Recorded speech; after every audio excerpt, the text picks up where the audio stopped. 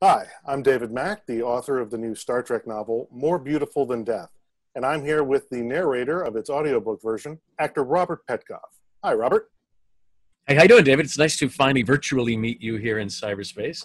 Pleasure to virtually meet you as well. A few Yeah. months ago, my wife and I were binge watching the TV series Elementary, and we Yeah. came to a few episodes in which you guest starred, and your name came on screen. I'm like, but there he is! That's the guy! That's Yeah. the guy!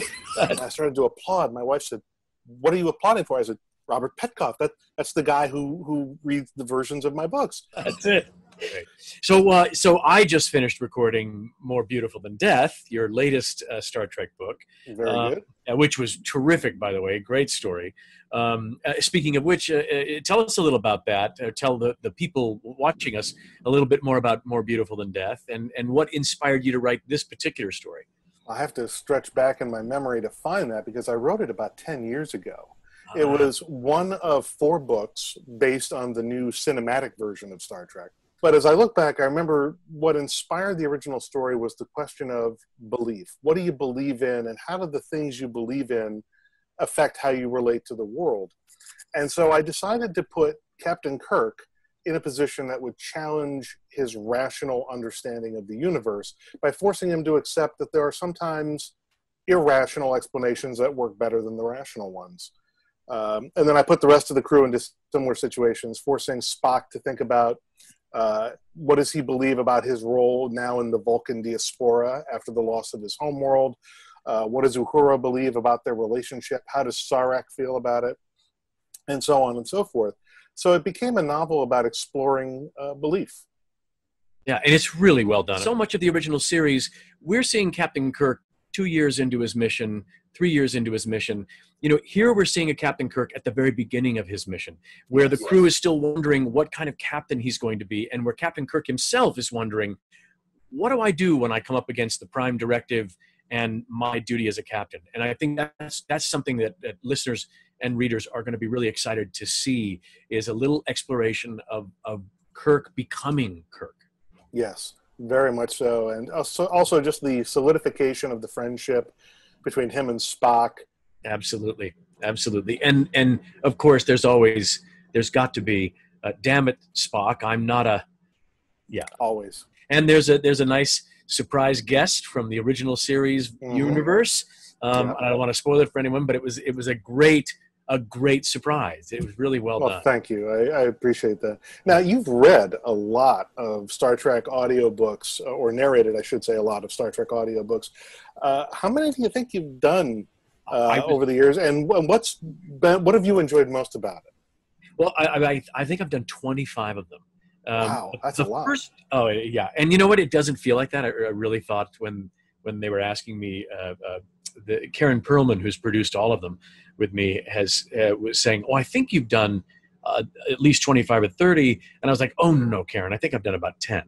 And it just goes. They go. I was so excited the very first time she said, "Hey, they're interested in maybe having you record a Star Trek book." And I was like, "What? Am I going to have to pay them for that?" Or and so I was just, because I really did love the original series growing up, and I loved the Next Generation. Yeah, and so I'm very, very excited about doing it. I think my favorite part about it is that I know it. You know, I mean, I know there's some deeper characters in episodes that come back in the books that I have to go, wait, how did that person sound? Who was that person again? But for the most part, you know, our major players in the original series and our major players in the Next Generation, I know I'm familiar enough that I can sort of do their voices. And I don't try to imitate. I just try to give a flavor of them. Sure. And Absolutely. so it's easier to give a flavor of that. Right, because you don't want to dip into caricature. You just want to capture the essence. Yeah, exactly. I mean, it's easy to do the essence of Scotty. You know, he's got the Scottish accent. Sure. It's Chekhov, same thing. But with Kirk and Spock, you want to give a feel for it. And it's an interesting thing with the Kelvin universe and the original series universe, because I kind of want to do a little more of Chris Pine's Kirk, Chris Pine doing his version of Shatner's Kirk. So it becomes a complex play, but I just try to make it light and easy. But it's really fun to just be those guys for a bit. Yeah, but I know what you mean about the instinct to want to evoke that particular incarnation of the character. When I was writing More Beautiful Than Death, I had just bought the soundtrack to the first Star Trek movie, the soundtrack by Michael Giacchino, and I was listening to that so that I would have that music and that version of Trek in my head, in my imagination. I specifically did not listen to music from the original series because I didn't want the 60s version of the characters or the 60s incarnation in my head. I wanted to stay rooted in the new vision that J.J. Abrams and his team had brought to Star Trek. And I wanted to make sure that these versions of the characters were not interchangeable with the original series versions. These characters had their own lives, their own history, their own events now, their own tragedies. And I wanted to make sure that their voices came through as unique to the Zachary Quinto incarnation of Spock, the new version of McCoy, the Chris Pine version of Kirk. I wanted readers who love the movie to say, this feels like the movie. Yeah, yeah. So, Robert, I'm curious, what kind of preparations did you go through when you were getting ready to voice More Beautiful Than Death? Were there any particular characters you found more challenging than others? Any methods that you employed to sort of make the process work for you? Definitely, for every Star Trek book, if it's an original series, I try to watch some original series again. In the Kelvin universe, I watched Star Trek Beyond this time. Usually I watch Star Trek 2009, but I just Beyond is a great movie. Beyond is a good movie, and I like them. I like them, all of the new J.J. Abrams ones. There are very few Star Trek moments that affect me from the original series, from Next Generation, Voyager, Deep Space Nine, as much as the opening of Star Trek 2009, the birth of Jim Kirk and his father's sacrifice. I thought that was just glorious. It's a beautiful way to capture the heart of the audience. I mean, the nobility, his last act in life is to name his son. I loved that. And so I when doing one of those things, that's one of the Kelvin universe Star Treks, I have to listen to those voices again. The most fun characters now are like Gavita Wren in More Beautiful Than Death, where you get to invent the voice. You get to create this. For those who will listen to it or read it, Gavita Wren is this sort of monk, the spiritual monk, aged monk on the planet Acheron, who helps guide Kirk on his quest to find the answer to how to solve this issue with these demons, which, by the way, are great, scary as hell. It's nothing more terrifying than a force that you can't stop. Right. And that's what these guys are. And so, it was great to sort of come up with a voice that could be this old sort of monk. And he sort of crossed somewhere between Ian McKellen as Gandalf and a little Christopher Plummer.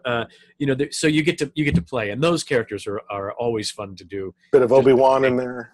Yeah, exactly. You get to throw those things in, but it's always fun to be able to invent the new ones. It's as much fun inventing the new ones, really, as it is to get to live a little bit in the people I admire so much, who have played those heroic and epic roles. Fantastic.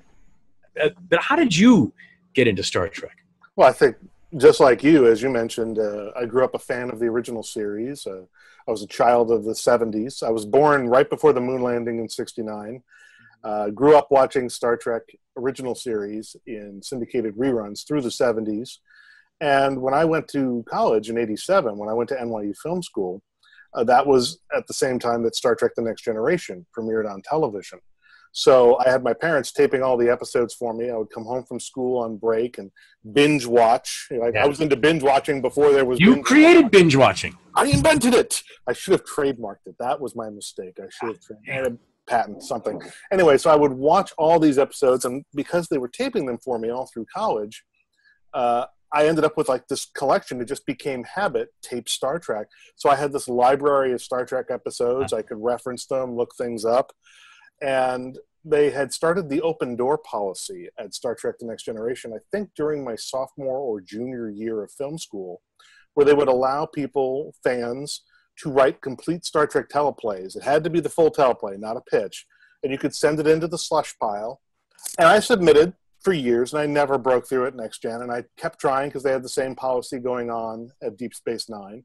And I figured I have a screenwriting degree. I'll keep trying.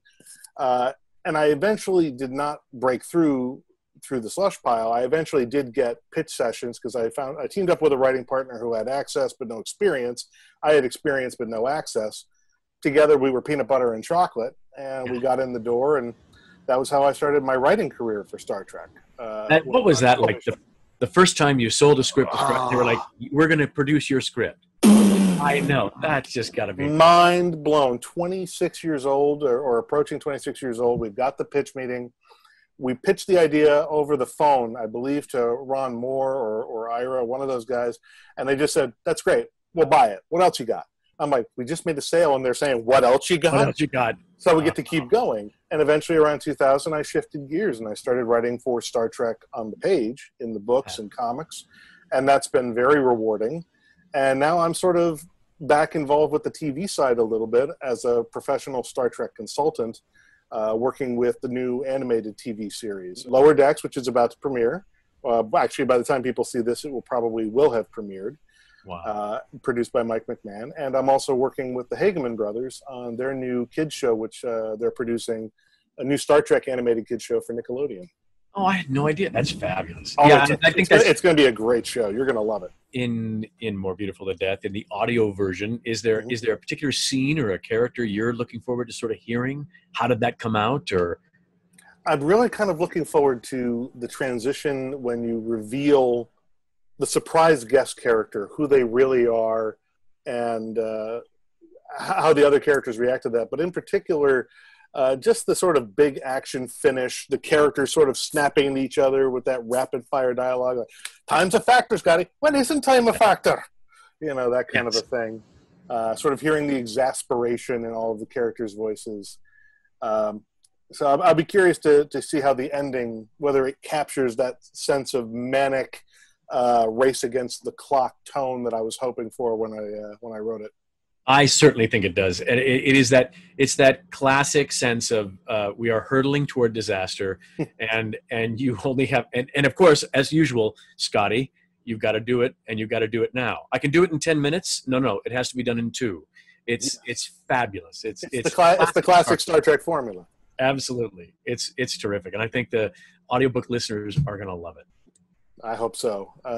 This is a book that I've been waiting a long time for the fans to get their hands on, because I really felt like it captured what was unique and fun about the new movie versions of Star Trek.